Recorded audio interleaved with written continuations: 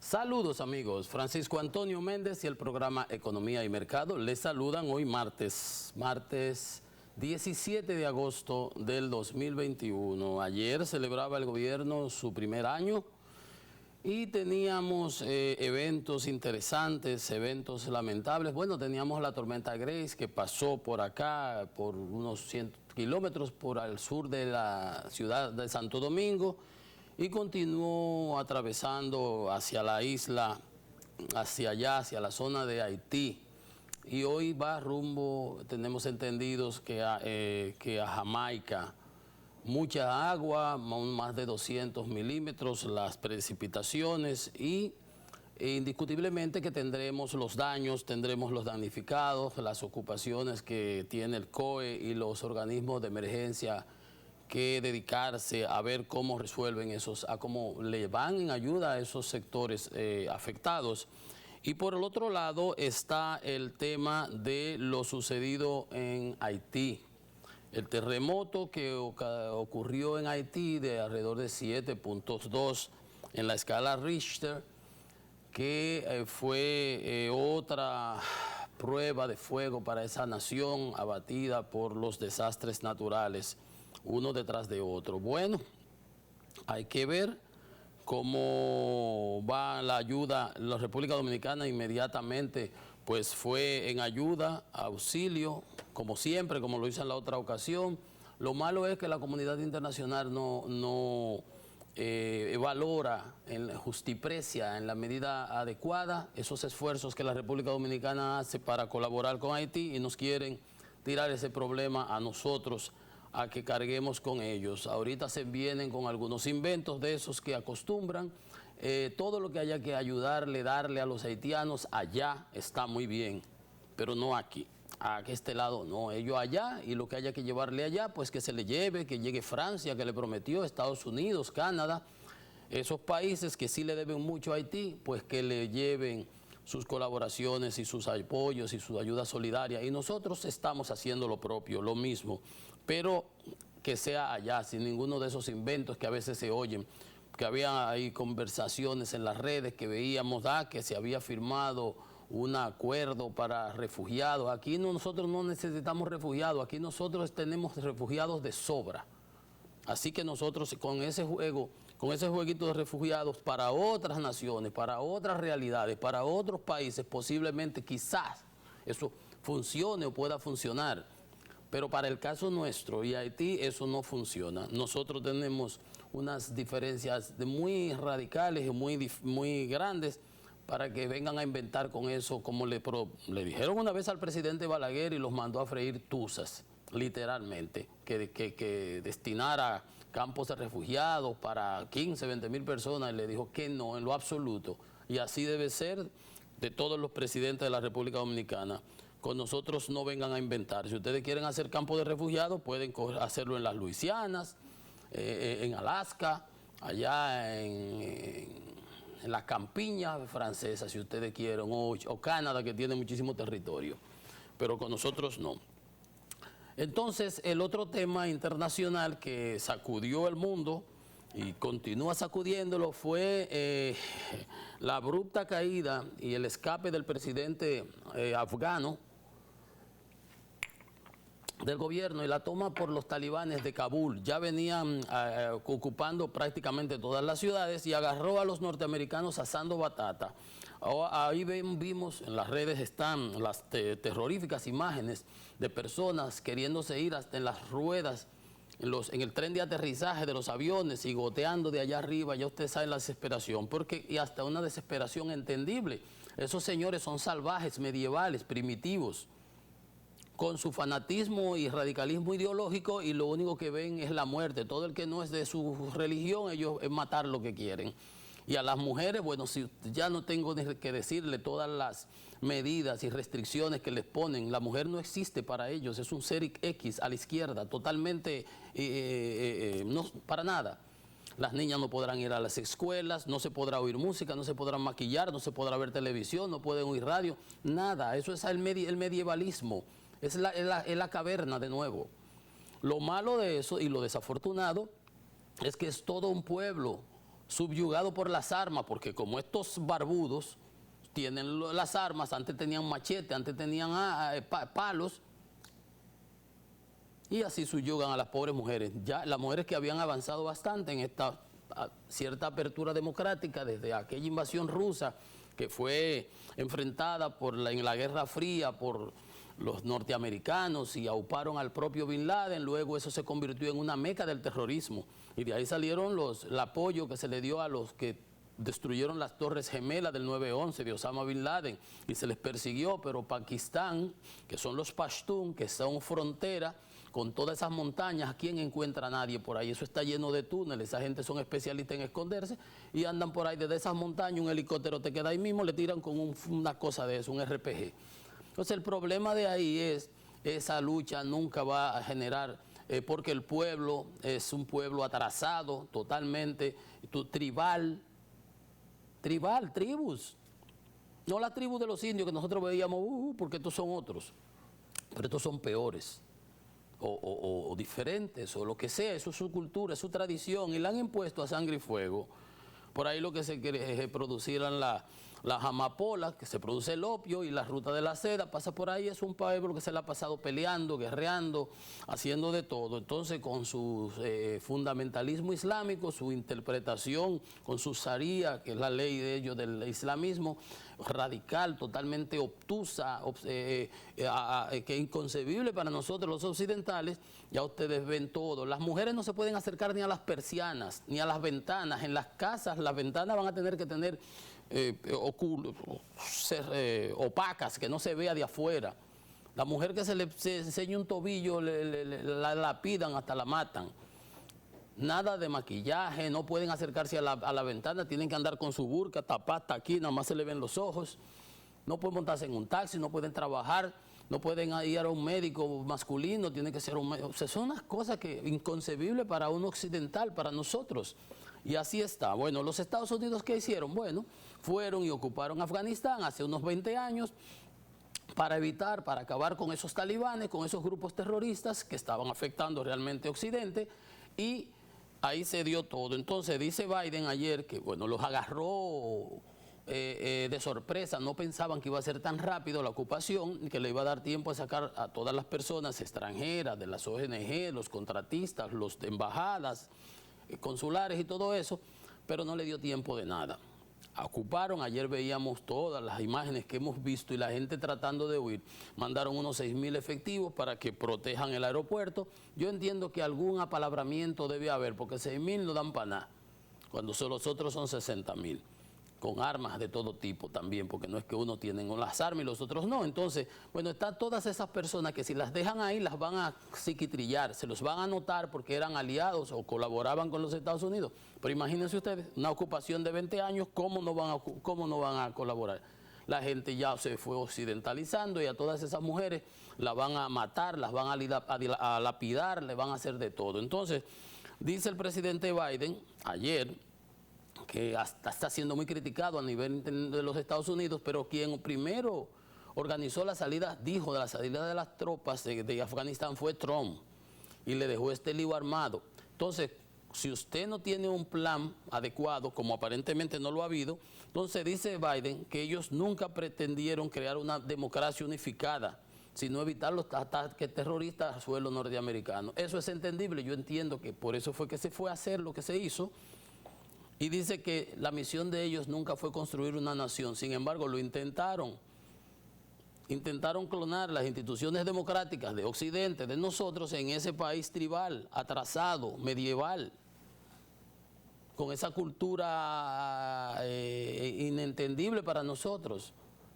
Bueno, entonces, así mismo, Entonces, porque por el otro lado hay otros intereses geopolíticos, así como los norteamericanos auparon a los talibanes para que enfrentaran a los rusos en su ocasión, ahora los chinos y los rusos hacían lo propio. Ya ellos tienen apalabreado con los talibanes, transacciones y negociaciones.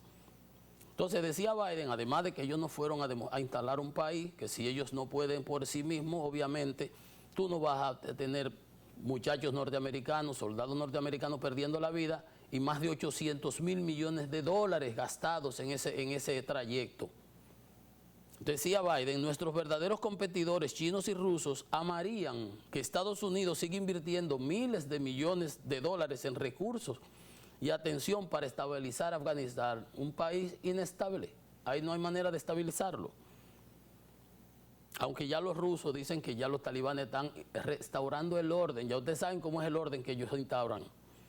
Y China, que busca relaciones amistosas y de cooperación, ya ustedes sabrán, los chinos no les importa un carajo lo que pase, aunque ellos están haciendo con los musulmanes, los uiguris y todos esos musulmanes en la frontera con Mongolia y con los países, otros países asiáticos, ex-Soviet Union, de la Unión Soviética, ellos ahí los tienen metidos en muchísimos, hay muchas quejas de los derechos humanos porque los confinan, los tienen en campos de concentración, etcétera, etcétera. Pero dice China que está lista para evitar una nueva guerra civil y para evitar que hayan esos atentados contra las democracias, que sea una meca de propiciar el terrorismo, un refugio del terrorismo. Desafortunadamente, ojalá y para Occidente, pues eso no vuelva a suceder, porque ese país tú no puedes ir a cambiarle su idiosincrasia, su cultura milenaria. Así son ellos y así habrán de vivir, y si ellos mismos no se paran y no se cambian sus culturas, definitivamente no lo van a poder hacer, porque las mujeres, ¿qué pueden esas mujeres? Desde niñas ya ni siquiera las van a dejar ir a las escuelas. Bueno, pero esa es la realidad, eso es lo que tenemos en Afganistán, en Haití y en Estados Unidos. Ahora los ultrafascistas, los ultraconservadores, los trumpianos, cebándose con el presidente Biden, y usted ve en las redes donde están, todo lo que ha hecho, pero fue Trump que inició la sacada de las tropas, que habló de la retirada de las tropas. Y esa razón que el presidente Biden acaba de explicar, al presidente Biden le acaban de aprobar 1.2 trillones de dólares para infraestructura. Correcto, de 2.3 que pidió, creo que fueron, o 3.5. Se lo han recortado. Los otros casos, las otras porciones la irán poniendo, bueno, de discusiones y eso, pero 1.2 millones. Y si, según diferentes medios, se ha gastado en esos 20 años en Afganistán, en recursos, de todo lo que se haya gastado ahí, casi 1 billón. 800 mil millones de dólares, según algunos cálculos. Imagínense ustedes de qué cantidad de dinero estamos hablando. Entonces, hay que entender también, los Estados Unidos no tienen por qué ir a mantener un aliado estratégico, pero eso de estratégico y a ese costo, porque ahí ellos no ponen nada, ahí todo lo ponen los Estados Unidos. Pues tú me dices que las tropas norteamericanas en Berlín, que las cubren los americanos, la OTAN, ahora la discusión que tenía Trump recientemente, que decía que ustedes tienen que poner más, ok, eso se discute, pero allí no ponen nada.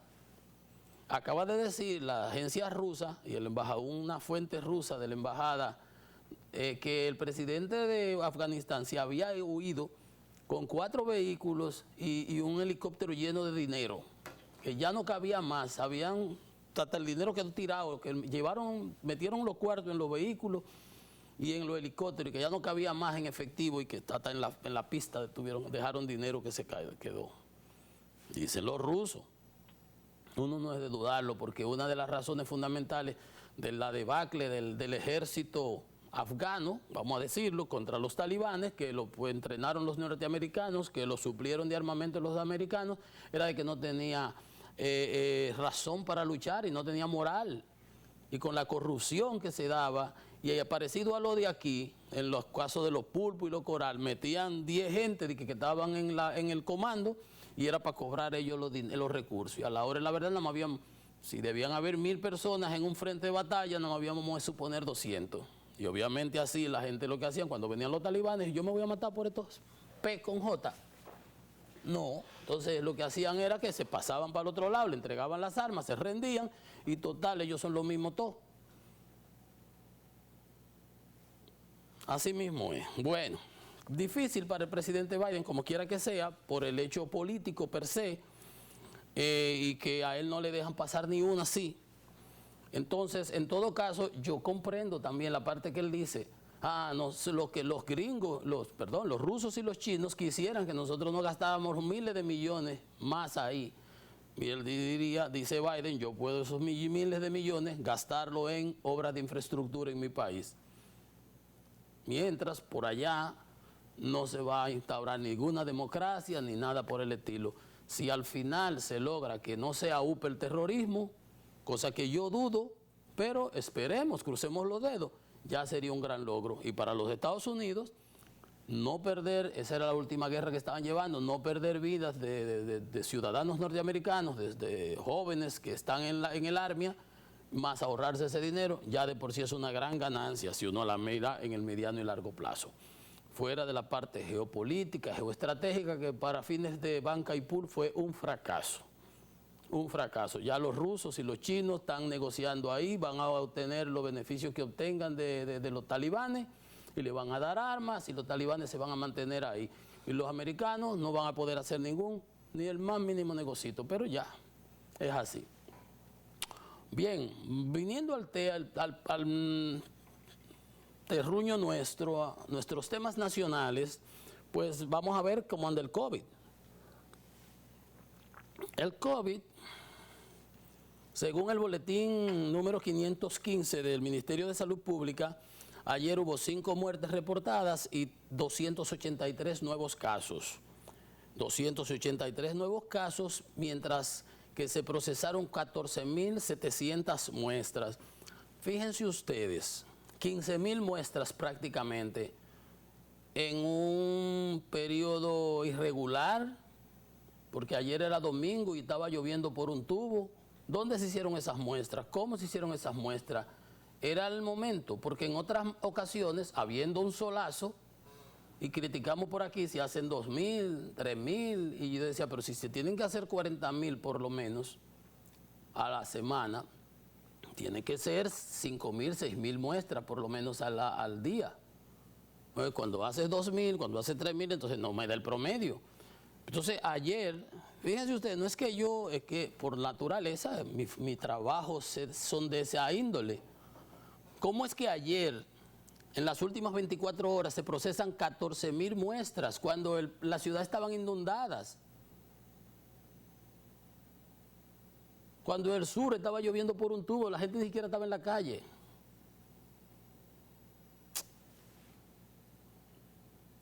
¿Me entienden? O sea, yo no comprendo. Entonces, cuando hay sol, un día normal, que está todo el mundo como las hormigas en la calle, se hacen 2.000, 3.000 muestras. Ojalá y se hayan hecho esas 14.000 muestras. Perfecto. Pero no me cuadra a mí cuando todo el litoral sur está inundado. En Barahona estaba lloviendo desde la mañana. En el distrito aquí, nosotros estábamos, yo fui a Jarabacoa el sábado. Y desde allá tuvimos que devolvernos, volver a cerrar la casa y agarrar del domingo para acá, porque las informaciones de meteorología del COE y el primo Méndez, el general Méndez, dijo que nos devolviéramos a las 4 porque se supone que iba a subir más para acá, que venía de Porigüey, iba a atravesar. Bueno, todas esas cosas que todos vimos el fin de semana. Entonces ayer no era el mejor día para hacer 14.700 muestras. Dígame usted, yo simplemente lo pongo en el contexto de, ¿verdad?, de cómo se diría si fuera en finanzas un acid test.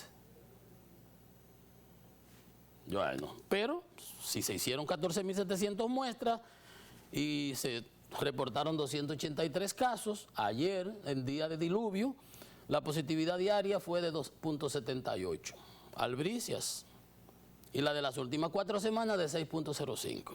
Y solamente tenemos 6.000 casos activos de COVID. Qué bueno. Tenemos 3.985 fallecidos al momento. 486 personas en los hospitales para un 19% de ocupación, lo cual es excelente. 143 pacientes en UCI para un 24%, lo cual ha bajado el estrés, la presión de las unidades de cuidados intensivos. Y solamente 88 personas ventiladas para un 17%. Eso es excelente. Yo solamente hago el señalamiento de la cantidad, que es lo que debiera hacerse diario, cantidades así, y distribuida como una muestra, una toma muestral distribuida realmente eficientemente a nivel de todo el país para, en función de las vacunaciones, pues no disparar, no gastar pólvora en garza, como se dicen, pólvora en garza, donde hay 50% de vacunados, pues ahí hay un 50% que no está vacunado. Entonces, hacer mediciones ahí es más eficiente que hacer donde tenemos el 70, el 80% de vacunados, por ejemplo. ¿Verdad? Si vas a destinar uniformemente los recursos en el país, no hace sentido. Entonces, enfócalo donde están los no vacunados, más que nada. Pero bien, vamos a esperar que sí, pero se entiende lo que hago, ¿no? El señalamiento. Si en días soleados y normales no se hacen 5.000 ni 6.000, y esa es la queja de nosotros, ¿cómo es que ayer, con diluvio, se hicieron 14.000, casi 5.000, 15.000 pruebas? ¿Verdad? Qué extraño, ¿no? Extraño, nada más lo dejo de ese tamaño. Por otro lado, en Estados Unidos sí se han disparado los casos, los contagios y las hospitalizaciones. Hay un número que yo les recuerdo a ustedes de hace 3 semanas por aquí, o de un mes prácticamente pudiera ser. Recuerdan que yo les decía, bueno, el promedio diario de contagios en los Estados Unidos anda en 10.000. ¿Recuerdan? Pues ahí empezó, 25, 35 y por ahí María se va. El miércoles hubo 132.000 casos. La doctora Rochelle Walensky del CDC, del Center for Disease Control, pronostican, y los modelos pronostican que posiblemente se llegue a los 200.000 casos por día, volver a lo que habíamos pasado y que pensábamos superado. ¿Por qué? Los estados sureños, los estados trumpianos, los estados rojos, republicanos, donde han jugado a la ideología, pues no se quiere vacunar. La gente anda con su locura del deep state, de la teoría de las conspiranoicas, y como yo le digo, y todo ese tipo de cosas y esas locuras, y la gente no se quiere vacunar y anda contagiándose por pipa, como dicen, ¿verdad?, los muchachos. Entonces, 132.000 casos de COVID y un promedio semanal de 113. ¿Se dan cuenta en las últimas semanas? Recuérdense que para llegar a 100.000 casos, el año pasado, cuando la gran crisis, ¿no verdad?, la ola importante que en espiral, se tomó 9 meses. ¿Recuerdan que lo comentaba los otros días? Tomamos 9 meses en Estados Unidos para llegar a 100.000 casos. En esta ocasión ya se había llegado a 100.000 en 1.5 semanas, en semana y media, en 10 días aproximadamente. La diferencia es extraordinaria. ¿Y todo a qué se debe? A la alta tasa de contagio de la variante Delta comparado con las otras variantes. Las otras variantes, una persona te contagia a 2. Con un enfermo te contagia a 2. Un enfermo de Delta te contagia a 8. 3 veces más, 4 veces más.